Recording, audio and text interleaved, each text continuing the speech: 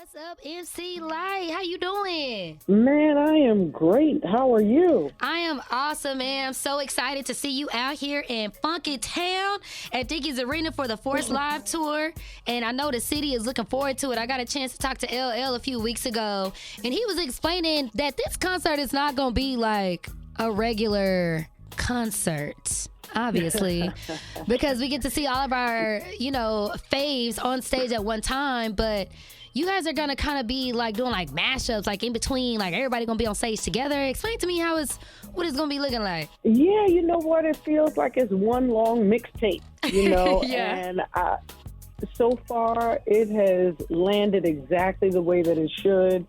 It feels so good. There's no stop downs, where people have to switch up stages or switch up DJs. We've got the Roots and DJ Jazzi Jeff on top of it all. It's an amazing feeling, to be amongst such great talent. It's like I'm floored every time I get there because first off, the lineup is a little bit different wherever you go. Yeah. And so last show I was rocking with Ice-T and Bone Thugs and Harmony, and the one before that I was with Jadakiss and Method Man and Redman. That's so a lot.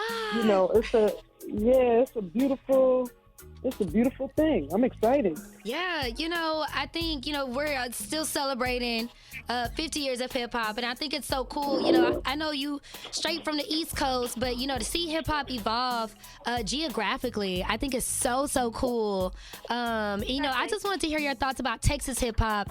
So many legends down here, but I just wanted to hear, who are some of your Texas faves and some of your experiences, performing out in Texas in the past? Oh, goodness. Well, it's always been a great crowd, people ready to party and celebrate hip-hop, and that's what this show is all about. And, of course, I listen to the greats that exist down there, the Ghetto Boys. It just so happens that Scarface is a really good friend of mine, so I enjoy them. And Bun B is another great friend. I love what he's doing with that food. Okay, the Trill Burgers. Yeah. Have you tried it? Oh yeah. I have definitely tried it. It's been a beautiful thing too. We were down there shooting one of the movies for MTV, and we made sure that I guess one of the nights the production house had brought all of the Trill Burgers, and we had a great time. Yeah, toe it up.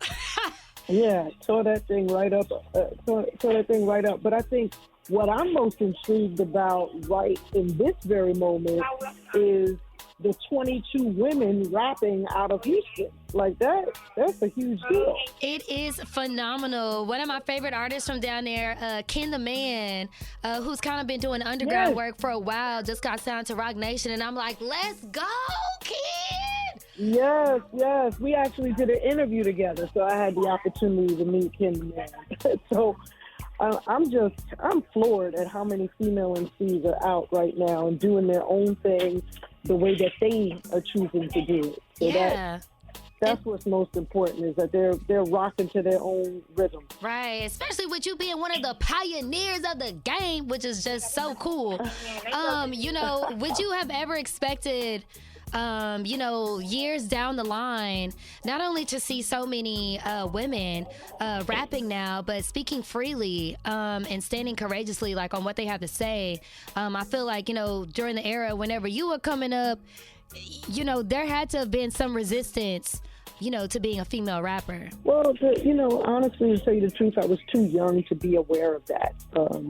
It wasn't until I got older, I was like, oh, okay, yeah, I guess that was a little difficult. But, when you're in it and you're in the mix of it, you're young, everything is moving by very fast, very quick-paced way of being. You just do the work. You get in and you do the work, and then later, my manager might have said to me, that was difficult to make happen. Yeah. But I didn't know it at the time, so right. Thank God, sometimes ignorance is bliss. Right. I know, sometimes a lot of artists come, kind of hit that roadblock where it feels like, am I good enough? Is anybody listening to me?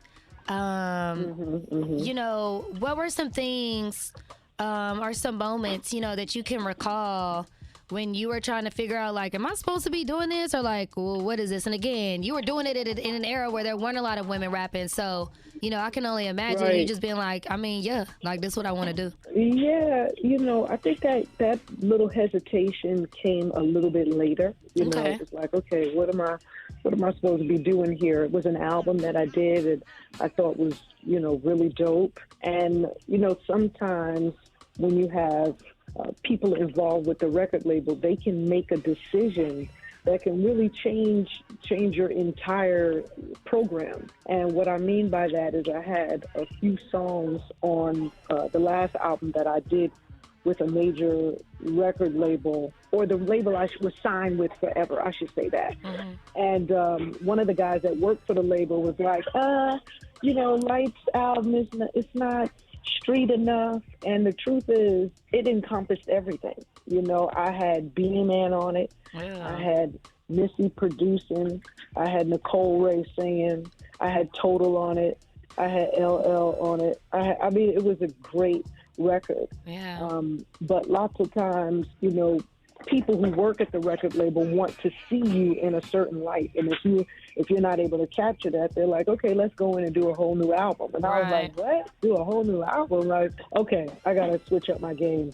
And then I went to go to another record label that was big time, but then they lost their distribution. So I was like, oh, shit, so I'm out here.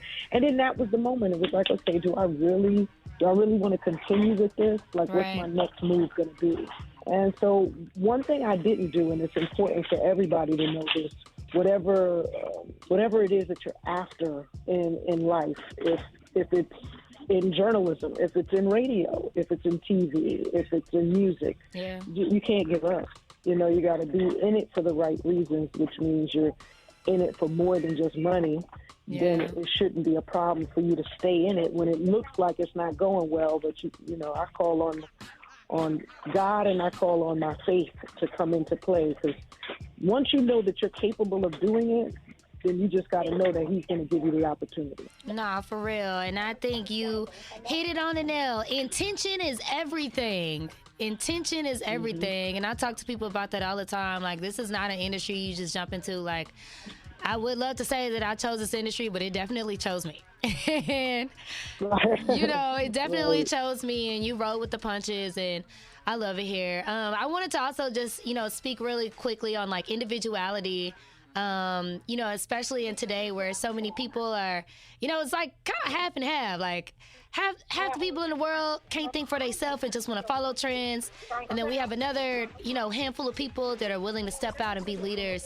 What can you speak just on your individuality and how you hone in and reset and not get so consumed by the world and just do you? Yeah, I think that's number one, because just like if you can cookie cutter somebody can cookie cutter you. Nah, for real. That's really should be forbidden in hip hop. Yeah. But I don't know that it's the hip hop culture that so readily accepts it. It's actually the record labels who are looking for the hit that so and so had. So they don't mind having some folks that sound alike and look alike. Right. And it's hard for people to really tell them apart. But in my era, and still to this day, there are some people who pride themselves on being themselves. Mm-hmm. And that's all for me. I never really had to undo something because it was always me. Right. I never dressed like it wasn't me. So I took everything to heart. Yeah. And for me, it was all about being genuine. And that's the space I come from. I know that's right. You know what? I'm feeling all this Libra energy. Okay, your birthday is 4 days after mine. And I was like, you know what? I feel like she's going to come on here and bring that Libra energy. Well, I'm so excited to see you and everybody that's going to be coming to town for the F.O.R.C.E live tour going down on August 24th at Dickies Arena. We're going to definitely roll out the carpet for you. Well, thank you. I cannot wait. And you know what? If I sneak backstage, I'm going to come back there and give you a hug and have to send you a plant because I love... plants. I love environmentalism and talking to people Oh, about you know gardening and what? stuff. You have a lot of plants? I have so many plants. Like, I opened up my own plant shop. I love them so much. Oh, my God. Okay, so do you know the banana leaf trick? Wait, the banana leaf trick? Oh yeah, girl. Put me on. What's the banana leaf trick? Okay, so you got to take the banana and you take the The banana peel. Yeah. You take the banana peel and you boil it. And after you boil it, you let it sit there, let it simmer.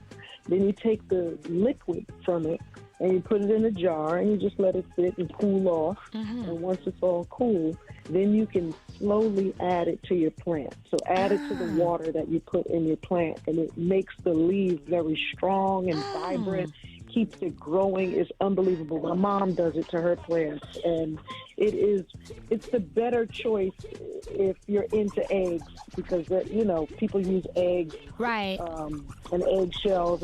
That's too funky. It have your whole house smelling, girl. Go to the banana leaf. Wow, thank you for that. Wait, does your mom have a lot of plants too? She does. Come on, Mama Lyte. She talks to them. She sings to them. She prays to them, and she gives them names. Yes. Have you ever rapped to the plants before? No, I cannot say that I have. Well, Ellie, I will definitely, next time you go to Mom's house, kick a freestyle or two and just, see, they might be vibing with you. Yeah, okay. I'll see how that goes. I'll bring you the report. In the meantime, I'll see you down at the F.O.R.C.E tour. Hey, this is MC Lyte. You're checking out Jazzi Black on the Kickback. Keep it right here.